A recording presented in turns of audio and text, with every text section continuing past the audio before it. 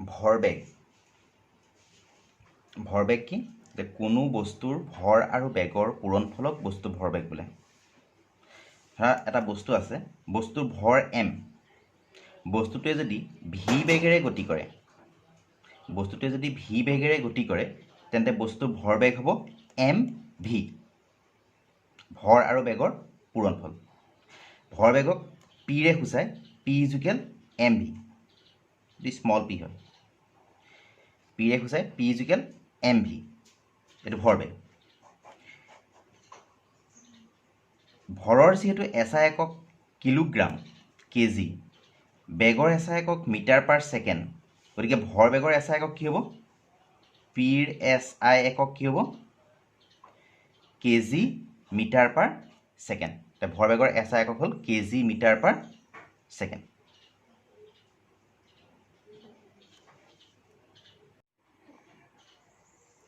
নিউটনৰ দ্বিতীয় গতি সূত্ৰটো কি নিউটনৰ দ্বিতীয় গতি সূত্ৰৰ মতে বস্তুৰ ভৰবেগৰ পৰিৱৰ্তনৰ হাৰ প্ৰয়োগ কৰা অসন্তুলিত বলৰ সমানুপাতিক আৰু এই পৰিৱৰ্তন বলৰ দিশতে হয়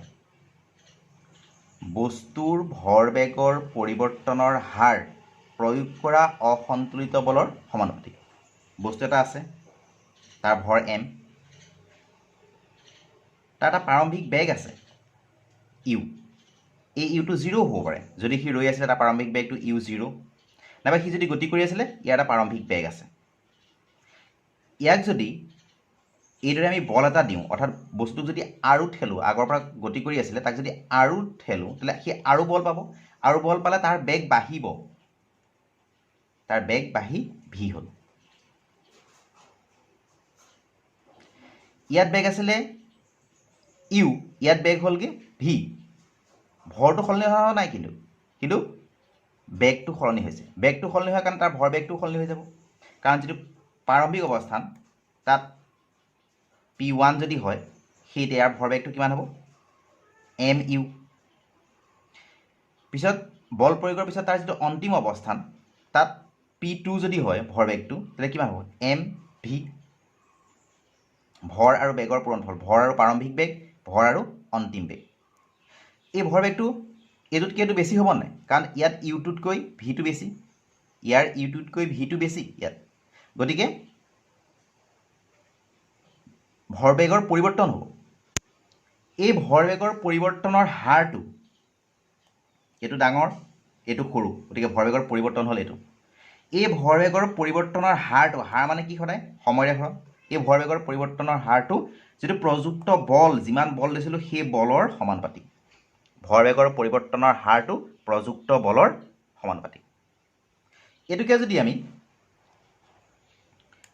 সমানুপাতিক চিনৰ ঠাইত সমান চিন দিওঁ তেন্তে m টো যদি কমন লওঁ তলত t থাকিল ওপৰত কি থাকিল v - u তেতিয়াহ'লে f ইকুৱেল কি হ'ব m v - u / t হ'লে কি হয় a f ইকুৱেল ma এইটোৱে নিউটনৰ দ্বিতীয় গতি সূত্ৰৰ গাণিতিক ৰূপ f ইকুৱেল ma বস্তুৰ ভৰবেগৰ পৰিৱৰ্তনৰ হাৰ বস্তুৰ ভৰবেগৰ পৰিৱৰ্তন এটো তাৰ হাৰটো সময়ৰে হৰণ প্ৰযুক্ত বলৰ প্ৰয়োগ কৰা বলৰ অসন্তুলিত বলৰ সমানুপাতিক অসন্তুলিত বল হলেহে তাৰ বেগটো বাঢ়িব বা কমিব প্ৰয়োগ কৰা অসন্তুলিত বলৰ সমানুপাতিক ইয়াত f বল প্ৰয়োগ কৰা হৈছিল গতে f ৰ সমানুপাতিক m টো কমন ললে v - u / t গতিকে v - u / t ঠাইত কি লিখিব পাৰো a গতিকে f ইকুৱেল ma এই f ইকুৱেল ma হ'ল নিউটনৰ দ্বিতীয় গতি সূত্ৰৰ গাণিতিক ৰূপ ইয়াক প্ৰমাণ কৰিবলৈ আহে প্ৰমাণ কৰা যে f ইকুৱেল ma ধৰো m ভৰৰ বস্তু এটাই u প্ৰাৰম্ভিক বেগেৰে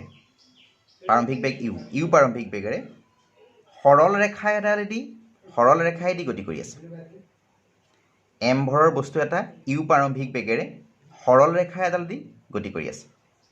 বস্তুটোৰ ওপৰত f বল t সময়ৰ বাবে ক্ৰিয়াশীল হোৱাত বস্তুটোৰ ওপৰত F বল T সময়ৰ বাবে প্ৰয়োগ কৰিলোঁ বস্তুৰ ওপৰত বস্তুটো যদি ঠেলিছোঁ বল প্ৰয়োগ কৰিছোঁ কিমান সময়ৰ কাৰণে ঠেলিছোঁ T সময়ৰ কাৰণে ঠেলিছোঁ বস্তুটোৰ ওপৰত F বল T সময়ৰ বাবে ক্ৰিয়াশীল হোৱাত বস্তুটোৰ বেগ v লৈ বৃদ্ধি পালে ইউ প্ৰাৰম্ভিক বেগেৰে সৰলৰেখাদি গতি কৰি আছিলে তাৰপিছত তাক ঠেলা হ'ল বল দিলোঁ যেতিয়া বল দিছোঁ কিমান সময়ৰ কাৰণে দিছোঁ T সময়ৰ কাৰণে দিছোঁ T সময়ৰ বাবে ক্ৰিয়াশীল হোৱাত বস্তুটোৰ বেগ v লৈ বৃদ্ধি হ'ল বেগ v লৈ বাঢ়িল তেতিয়াহ'লে বস্তুৰ দুটা অৱস্থা আছে প্ৰাৰম্ভিক অৱস্থা আৰু অন্তিম অৱস্থা বস্তুটোৰ প্ৰাৰম্ভিক ভৰবেগ বস্তুটোৰ প্ৰাৰম্ভিক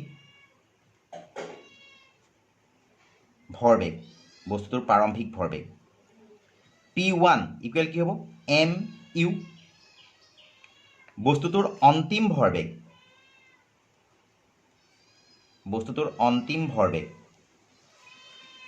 P2 ইকুৱেল কি হ'ব mv বস্তুটোৰ ভৰবেগৰ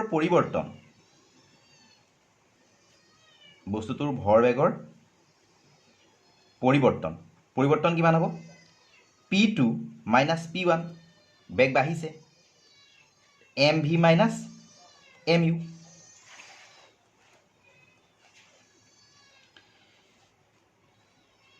ভৰবেগৰ পৰিৱৰ্তনৰ হাৰ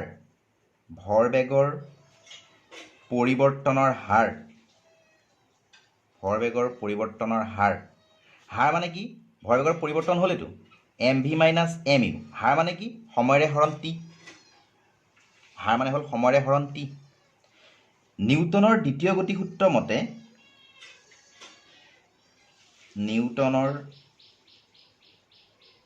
দ্বিতীয়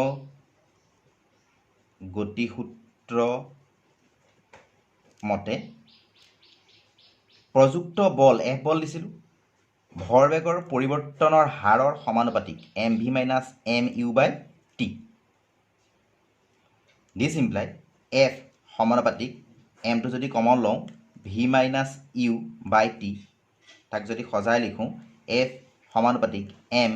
v minus u by t this imply F সমানুপাতিক m এইখিনি কি দিছ ইমপ্লাই F আমি জানো সমানুপাতিক চিনৰ ঠাইত সমান চিন দিলে এটা সমানুপাতিক ধ্ৰুৱক দিব লাগে কি সমানুপাতিক চিনৰ ঠাইত সমান চিন দিলে এটা সমানুপাতিক ধ্ৰুৱক দিব লাগে কি ইয়াত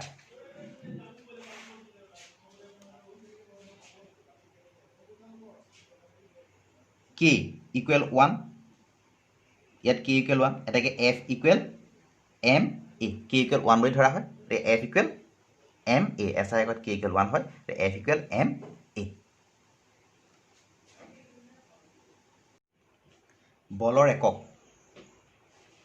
বলৰ একক হ'ল নিউটন এইটো এছাই একক আৰু ডাইন এইটো হ'ল CGS একক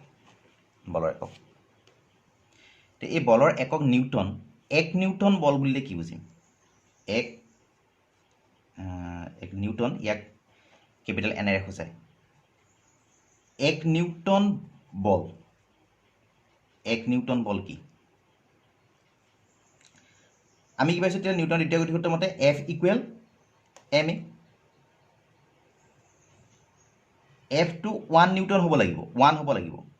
F টো 1 হ'বলৈ হ'লে m কিমান হ'ব লাগিব 1 kg a কিমান হ'ব লাগিব 1 মিটাৰ পাৰ ছেকেণ্ড স্কোৱাৰ সেইকাৰণে নিউটন সমান কি হ'ব kilogram metre per second square newton সমান 1 নিউটন বল কাক বোলে এইটো কি বল এইটো কি ভৰ এইটো কি ত্বৰণ অৰ্থাৎ এটা বল দিছোঁ 1 কেজি ভৰৰ বস্তু এটাৰ ওপৰত 1 কেজি ভৰৰ বস্তু এটাৰ ওপৰত প্ৰয়োগ কৰাৰ ফলত যদি বস্তুটোৰ ত্বৰণ 1 মিটাৰ স্কোৱাৰ হয় 1 মিটাৰ পাৰ ছেকেণ্ড স্কোৱাৰ প্ৰয়োগ কৰাৰ ফলত যদি 1 কেজি ভৰৰ বস্তু এটাৰ ওপৰত প্ৰয়োগ কৰাৰ ফলত যদি বস্তুটো ত্বৰণ 1 মিটাৰ পাৰ ছেকেণ্ড স্কোৱাৰ হয় তেন্তে সেই বলক কি বল বুলি কোৱা হ'ব 1 নিউটন বল অৰ্থাৎ 1 কেজি ভৰৰ বস্তু এটাৰ ওপৰত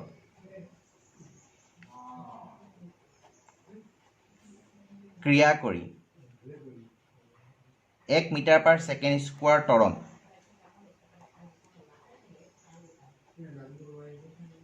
সৃষ্টি কৰিব পৰা বলক 1 মিটাৰ পাৰ ছেকেণ্ড স্কোৱাৰ ত্বৰণ সৃষ্টি কৰিব পৰা বলক 1 নিউটন বল বোলে ইয়াতে সোমাইছে ডেফিনেশ্যনটো 1 কেজি ভৰৰ বস্তু এটাৰ ওপৰত ক্ৰিয়া কৰি 1 মিটাৰ পাৰ ছেকেণ্ড স্কোৱাৰ ত্বৰণ সৃষ্টি কৰিব পৰা বলক 1 নিউটন বল বোলে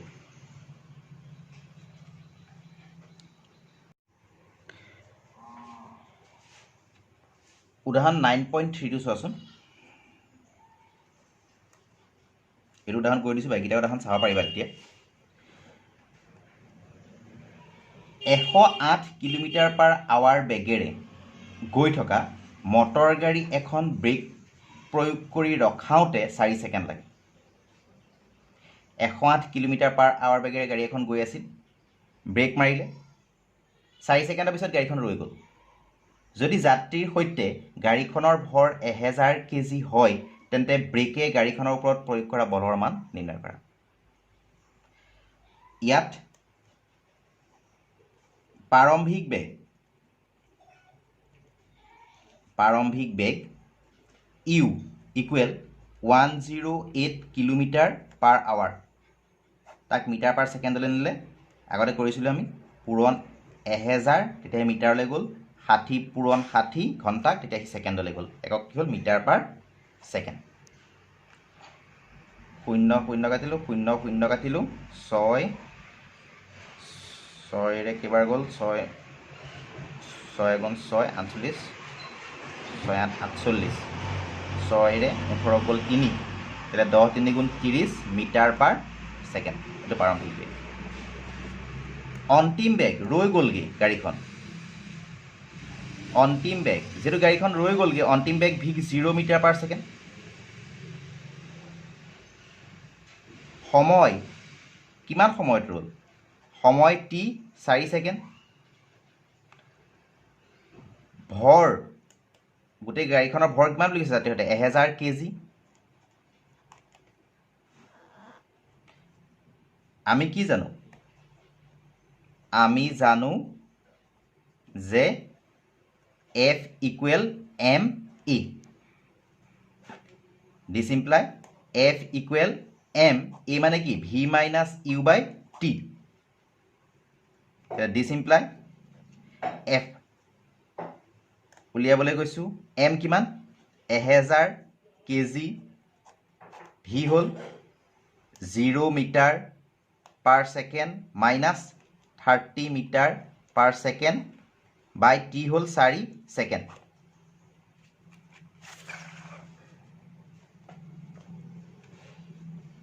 তেতিয়াহ'লে F ইকুৱেল কি হ'ব একক নোহোৱাকৈ লিখোঁ 1000 ওপৰত 0 মাইনাছ 30 তলত 4 গোটেইবিলাক এছা একত আছে গতিকে বলৰ একক আহিব নিউটন ইকুৱেল 1000 পূৰণ মাইনাছ 30 বাই 4 নিউটন 4 1 250 25 3 75 মাইনাছ 7500 নিউটন প্ৰযুক্ত বল হ'ল মাইনাছ 7500 নিউটন এই মাইনাছ চিনটোৱে বুজাইছে গাড়ীখন গৈ আছিল এইটো দিশত ব্ৰেক প্ৰয়োগ কৰোঁতে গাড়ীখন ৰৈ গ'ল তেতিয়াহ'লে ব্ৰেক প্ৰয়োগ কৰোঁতে যিটো বল হৈছে সেই বলটো ইয়াৰ বিপৰীতে হ'ব লাগিব ব্ৰেকে প্ৰয়োগ কৰা বল কিমান মাইনাছ 7500 নিউটন ইয়াত মাইনাছ চিনটোৱে কি বুজাইছে যে প্ৰযুক্ত বলৰ দিশ গাড়ীখনৰ গতিৰ দিশৰ বিপৰীত প্ৰযুক্ত বলৰ দিশ গাড়ীখনৰ গতিৰ দিশৰ বিপৰীত এতেকে ব্ৰেকে গাড়ীখনৰ ওপৰত